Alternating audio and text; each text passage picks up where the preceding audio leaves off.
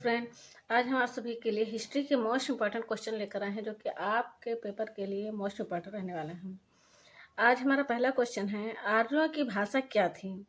आर्यों की भाषा संस्कृत थी। आर्यों की भाषा क्या थी? संस्कृत थी। प्रश्न नंबर 2 है हमारा, राष्ट्र ध्वज में बना चक्र किसका प्रतीक है? ये जो हमारा झंडा है, इसमें जो चक्र बना हुआ है किस चीज का प्रतीक है? ये धर्म चक्र परिवर्तन का प्रतीक है। नेक्स्ट क्वेश्चन है हमारा, कुछ वर्तमान नाम दिए गए हैं, कुछ महाजनपद दिए गए हैं। कौन से नाम को किस महाजनपद के अंतर्गत आते थे, यानी कौन से राज्य हैं किस महाजनपद के अंतर्गत आते थे? अब महाजनपद होता क्या है? जनपद यानी जिला, महाजनपद महा यानी बड़ा, यानी बड़े बड़े जिले।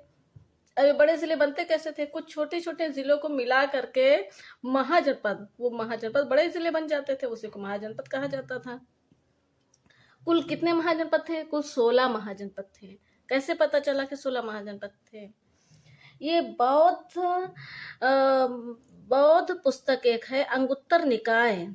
बौद्ध पुस्तक अंगुत्तर निकाय में 16 महाजनपद का उल्लेख मिलता है। अब इनमें दो प्रकार के राज्य थे, एक तो राजतंत्र था, दूसरा गणतंत्र था।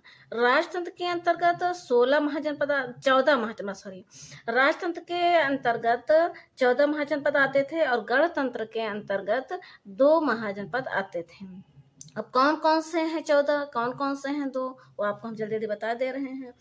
वो हैं अंग महाजनपद, मगध, काशी, कौशल, वत्स, चेदी, पांचाल, सूरसेन, मत्स्य, अवंती, अश्मक, गांधार, कंबोज। ये आपको इमेज में दिख रहा है, ये हमारे 14 महाजनपद ये राजतंत्र के अंतर्गत आते थे, यानी इसका मुख्य राजा होता था।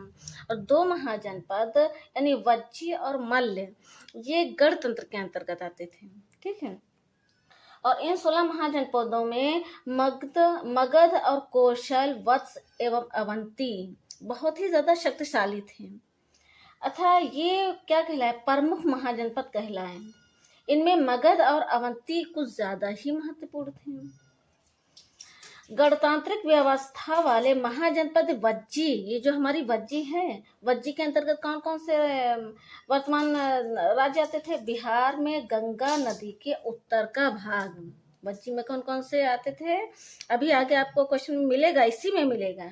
ठीक है, तो इसकी जो वो थी राजधानी थी, वो थी वैशाली। वज्जी की राजधानी थी वैशाली। अब यहाँ पे जो है ना, मुंगेर एवं भागलपुर जिला दिया गया है। ये किस महाजनपद के अंतर्गत आता था? अंग के। वाराणसी काशी के। गया, पटना, शाहाबाद ये मगध के अंतर्गत आता था। गया, पटना, शाहाबाद मगध के अंतर्गत आता था, जो अभी हमने बताया है कि मगध हो गया है। और कौन सा हमने बताया था? अवंती हो गया है। ये कुछ ज्यादा ही महत्वपूर्ण थे, यानी बहुत बड़े जनपद थे। ठीक है, देवरिया, कुशीनगर, सिद्धार्थनगर, बस्ती, गोरखपुर ये मल्ल महाजनपद के अंतर्गत आता है। बिहार में गंगा के उत्तर का भाग वज्जी के अंतर्गत आता है। हमने बताया वज्जी की हमने राजधानी भी बताई है, क्या थी? वैशाली थी। ठीक है, इससे जो है ना बहुत क्वेश्चन बनते हैं। इससे अभी हम आगे आपको क्वेश्चन बनाएंगे। क्वेश्चन बनेगा कैसे? पहला क्वेश्चन तो यह बनेगा, कुल कितने जनपद थे? 16। इसका उल्लेख कहाँ मिलता है? अंगुत्तर निकाय में मिलता है। कौन सा जनपद सबसे बड़ा था? ये सब क्वेश्चन ही है, कौन सा जनपद सबसे महाजनपद सबसे बड़ा था? भाई वाराणसी में देखिए काशी एक ही आ रहा है। ठीक है, तो सबसे बड़ा जो था वो कौन था? मगध था। ठीक है, और कौन सा था? अवंती था। ठीक, और ऐसे भी पूछ सकते हैं कि दो जिले वाले महाजनपद कौन से हैं? एक जिले वाला महाजनपद कौन सा है? एक जिले वाला हमारा हो गया वाराणसी। 2 जिले वाला कौन सा हो गया? मुंगेर एवं भागलपुर जिला हो गया है।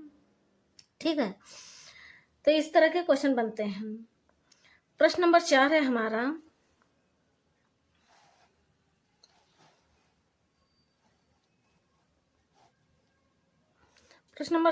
हमारा, धम्म महापात्र से क्या अभिप्राय है? अशोक के शासनकाल में प्रजा को सही राह दिखाने वाले अधिकारी को धम्म महापात्र कहा जाता था। अच्छा, अशोक ने बहुत अच्छे काम किए हैं। कलिंग युद्ध के बाद इसने ये निश्चय कर लिया था कि अब हम युद्ध नहीं करेंगे।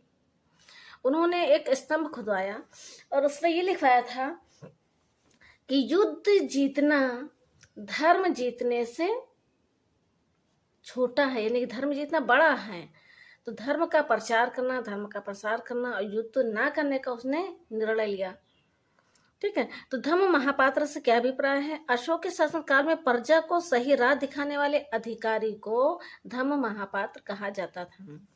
प्रश्न नंबर 5 है हमारा, मौर्यों के प्रशासन की जानकारी हमें कहाँ से मिलती है?